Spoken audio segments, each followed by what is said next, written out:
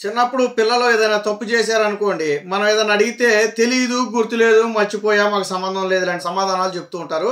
సరే అది చిన్నపిల్లలు కాబట్టి పాపం ఏదో భయంతో అలా చెప్తారు, అది వేరే విషయం. తాజాగా ఇప్పుడు ఇదే సీను వైసీపీ నేతలు పోలీసుల దగ్గర చెప్పడం అనేది ఆశ్చర్యం కలిగించింది. ఏదైతే టీడీపీ కేంద్ర కార్యాలయం మీద దాడికి సంబంధించి ఇప్పటికే లేలా ఆపరేటికి కానివ్వండి, అవినాష్కి కానివ్వండి, జోగి రమేష్కి కానివ్వండి, తలసేల రఘురామకు కానివ్వండి, వీరందరికీ కూడా హైకోర్టులో సుప్రీంకోర్టులో ఎదురు దెబ్బ తగిలింది. సుప్రీంకోర్టు అయితే పాస్పోర్ట్ అప్పగించి విచారణకు సహకరించాలని చెప్పి ఆదేశాలు కూడా జారీ చేయడంతో గత్యంతరం లేక నిన్న విచారణకైతే వెళ్ళడం జరిగింది. విచారణ అధికారిగా డిఎస్పీ అయితే మొత్తాన్ని కూడా విచారణ చేయడం జరిగింది. ఆ విచారణలో వీళ్ళు చెప్పిన సమాధానాలు వింతగా ఉన్నాయి. ఏమని, ఏదైనా ఒక ప్రశ్న అడిగితే తెలీదు, గుర్తులేదు, మర్చిపోయా, ఇవి కేవలం ఈరోజు నిన్న వాళ్ళు మన ఆఫీసులో ప్రశ్నిస్తున్నప్పుడు చెప్పినటువంటి సమాధానాలు. అంటే టీడీపీ కార్యాలయం మీద దాడి చేయటం వీళ్ళకి తెలియదా? దాడి జరిగిన సంగతి వీళ్ళు మర్చిపోయారా? వీళ్ళకి గుర్తులేదా? ఆ రోజు ఎవరి ప్రోద్బలంతో వీళ్ళు వెళ్ళారో వీళ్ళకి తెలియదా? ఈరోజు విచారణ అధికారులు అడిగితే ఏ సమాధానం చెప్పాలో తెలియక, వాస్తవానికి వాళ్ళ దగ్గర పక్కా ఆధారాలు ఉన్నాయి, సీసీటీవీ ఫుటేజ్ రికార్డులు ఉన్నాయి. కొంతమంది ఎవరైతే ఈ కేసులో అరెస్ట్ చేశారో వాళ్ళు తెర వెనక ఉన్నటువంటి ఈ వ్యక్తుల పేర్లు చెప్పారు. సో అన్నీ సిద్ధంగా ఉన్నాయి. అయినప్పటికీ కూడా మాకు తెలియదు, మాకు సంబంధం లేదు, గుర్తులేదు, మర్చిపోయి, అధికారం ఉన్నప్పుడేమో ఇష్టానుసారం వ్యవహరించటం, అధికారం పోయి పోలీసు కేసుల దాకా వచ్చి విచారణకు వచ్చేసరికి మాత్రం మాకు సంబంధం లేదని తప్పించుకునే ప్రయత్నం చేయటం. అయితే నిన్న విచారణలో అసలు ఏమాత్రం సహకరించలేదని విచారణ అధికారులుగా ఉన్నటువంటి పోలీసులే తర్వాత బయట చెప్పడం జరిగింది. ఎందుకు సహకరిస్తారు? అందులోనూ వీళ్ళు లాయర్ల సమక్షంలో ఏదైతే విచారణకు పాల్గొన్నారో ఒకరి ముఖం ఒకరిని చూసుకోవటం, లేదా లాయర్ అయిన సమాధానం చెప్తాడేమోనని అడు తిరిగి చూడటం. ఈరోజు సిగ్గుండాల, మీరు చేసిన దాడి ఆ రోజు మీరు ఎందుకు దాడి చేశారు? జోగి రమేష్ అయితే చంద్రబాబు గారి ఇంటి మీద కూడా దాడి చేశాడు. జోగి రమేష్ చంద్రబాబు గారి ఇంటి మీద కూడా దాడి చేశాడు. అంటే ఒక రకంగా నాడు ప్రతిపక్ష నేతగా ఉన్నటువంటి చంద్రబాబు గారి మీద హత్యాయత్నం చేశాడు జోగి రమేష్. ఆ రోజు చంద్రబాబు గారు ప్రతిపక్ష పార్టీ నేత, నీకు తెలీదా? అప్పుడు నువ్వు ఎమ్మెల్యేగా ఉన్నావు కదా.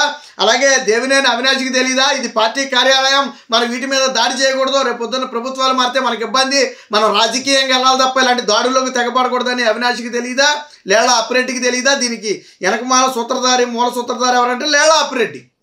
సో తెర వెనక ఉన్నటువంటి వ్యక్తి, అంటే అందరినీ నమ్మించి నట్టేట ముంచేటువంటి వ్యక్తి అనమాట. సో ప్లాన్ అంతా ఈయన రచిస్తే మళ్ళీ తిరిగి జగన్మోహన్ రెడ్డి సమర్థన. వైసీపీ పార్టీ ఎందుకు దారుణంగా ఓడిపోయిందంటే ప్రజలు యాక్సెప్ట్ చేయలే, ఇలాంటి నిర్ణయాలు ప్రజలు యాక్సెప్ట్ చేయలే.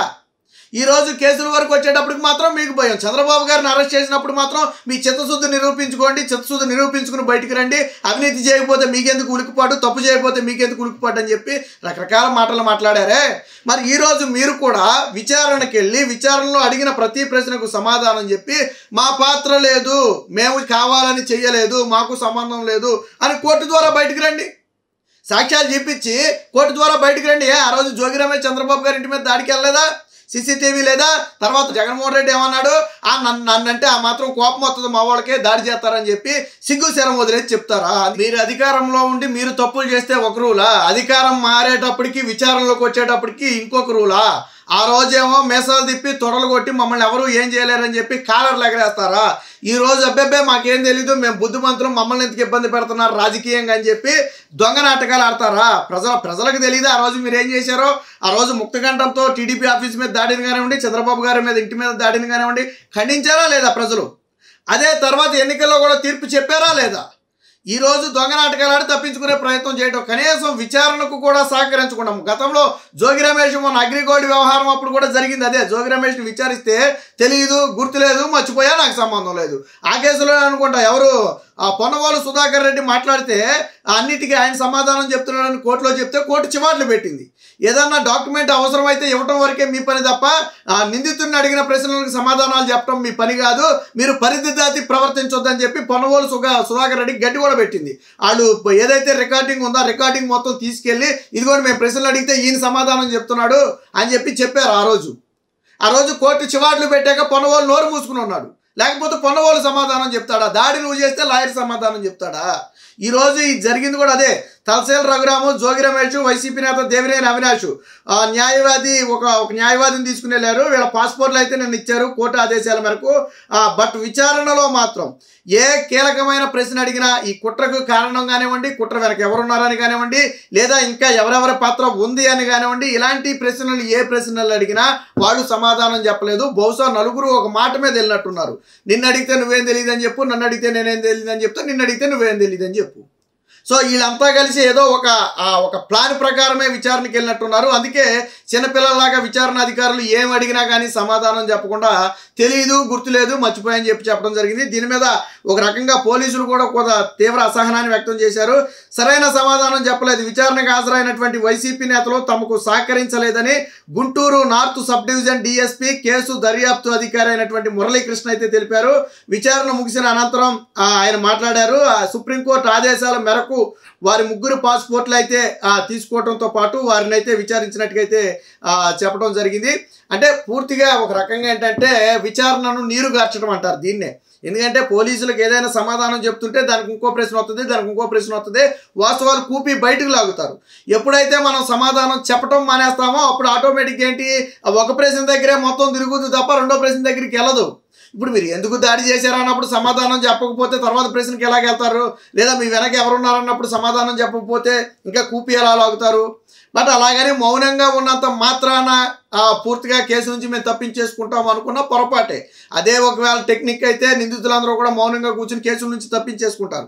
పోలీసుల దగ్గర పక్క ఆధారాలు ఉన్నాయి. కాకపోతే విచారణలో వీళ్ళని విచారించిన తరువాత వారి దగ్గర ఉన్నటువంటి ఆధారాలను బట్టి ఇంకొద్దిగా ఇన్వెస్టిగేషన్ చేయడానికి మరికొంతమంది ఎవరైనా ఇన్వాల్వ్ అయ్యి ఉంటే వారిని బయటికి తీసుకురావడానికి అవకాశం ఉంటుంది. కానీ వైసీపీ నేతలు వీటికి సమాధానం చెప్పకుండా తప్పించుకునే ప్రయత్నం చేశారు. అంటే నిన్న మొన్నటి వరకు మీడియా ముందుకు వచ్చి రంకిలేసి గంభీరంగా మాట్లాడి సవాళ్లు చేసి మేము ప్రతిపక్షంలో ఉన్నంత మాత్రాన మా చెవ చచ్చింది అనుకున్నారా, మేము కూడా తిరిగి పోరాడతాం, మా టైం వచ్చినప్పుడు కొడతాం అలాంటి పెద్ద పెద్ద మాటలు మాట్లాడారు. ఇలాంటివన్నీ మీడియా ముందు సోషల్ మీడియాలో తిప్పుకోవడం తప్ప వాస్తవానికి పనిచేయవు. అరే ఒక పోలీస్ అధికారి అడిగిన ప్రశ్నలకు సమాధానం చెప్పలేక లీటర్ నీళ్లు తాగారు. మాకు సంబంధం లేదంటే మాకు సంబంధం లేదని చెప్పి ఏసీ రూముల్లో కూడా చెమటలు కొక్కుతూ కూర్చున్నారు. వీళ్ళు మీడియా ముందుకు వచ్చి డంకా బజాయించి భుజాలు దొరుముకోకుండా మేమేదో గొప్పవాళ్ళం అని చెప్పి చెప్పుకునే ప్రయత్నం చేయటం అనేది విచిత్రంగా ఉంది. వాస్తవానికి వీళ్ళు కేవలం ఏంటంటే ప్రచార ఆర్భాట సూర్యులే తప్ప నిజంగా ధైర్యం ఉన్నవాళ్ళు కానే కాదు. చంద్రబాబు గారు నెక్కచ్చిగా ఒక్కడే కూర్చుని విచారణ మొత్తం ఎదుర్కోవటమే కాకుండా జైల్లో వేస్తే ఆయన జైల్లోనే ఉండి జైల్లోనే పోరాటం చేసి బయటకు వచ్చాడు తప్ప మీలాగా నాకు తెలియదు, నేను మర్చిపోయా, నాకు సంబంధం లేదు. ఆ రోజు ఉన్న వాస్తవాలను చంద్రబాబు గారు చెప్పారు. నారా లోకేష్ని కూడా విచారణకు పిలిచారు ఇన్నర్ రింగ్ రోడ్డు వ్యవహారంలో. నారా లోకేష్ కూడా చాలా స్పష్టంగా చెప్పాడు. నన్ను 10-15 ప్రశ్నలు అడిగారు. అందులో 1-2 ఈ కేసుకు సంబంధించినవి, మిగిలిన అసలు ఈ కేసుకు సంబంధించినవే కావు. నువ్వు ఎక్కడ చదువుకున్నావు, మీ హెరిటేజ్లో ఎంతమంది పని చేస్తారు, ఎంతెంత శాలరీలు ఇస్తారు, ఈ ప్రశ్నలు అడిగారు మమ్మల్ని అని చెప్పి నారా లోకేష్ చెప్పాడు. ఆ రోజు విచారణ అధికారులు ఏమి నారా లోకేష్ సమాధానం చెప్పలేదు, చంద్రబాబు నాయుడు సమాధానం చెప్పలేదని బయటకు వచ్చి మీడియాతో కానీ కోర్టుతో కానీ చెప్పలా. ఎందుకంటే అడిగిన ప్రతి ప్రశ్నకు వాళ్ళు సమాధానం చెప్పారు. వాళ్ళు అవినీతి చేయలేదు, వాళ్ళకి ఆ దమ్ము ధైర్యం ఉంది. జగన్మోహన్ రెడ్డి అవినీతి చేశాడు కాబట్టి వారిని నిలదీసే దమ్ము కానీ ధైర్యం కానీ లేదు కాబట్టి ఈరోజు తప్పించుకునే ప్రయత్నం చేస్తున్నారు. మొత్తంగా జగన్మోహన్ రెడ్డి హయాంలో ఏదైతే ఈ టీడీపీ కార్యాలయం మీద లేదా చంద్రబాబు గారి ఇంటి మీద దాడి జరిగిందో ఈ కేసులో దోషులుగా పరిగణించబడుతున్నటువంటి ఈ నలుగురు మాత్రం నిన్న పోలీసు విచారణాధికారులకు ఎటువంటి సమాధానం చెప్పకుండా తప్పుకునే ప్రయత్నం చేశారు. అంత మాత్రాన కేసు ఏమి ఇదయ్యేది కాదు. ఖచ్చితంగా తగిన ఆధారాల ద్వారా వీళ్ళను శిక్షించడం ద్వారా ప్రజలకు వాస్తవాలను తెలియజేయాల్సిన అవసరం ఈరోజు పోలీసుల మీద ఉంది.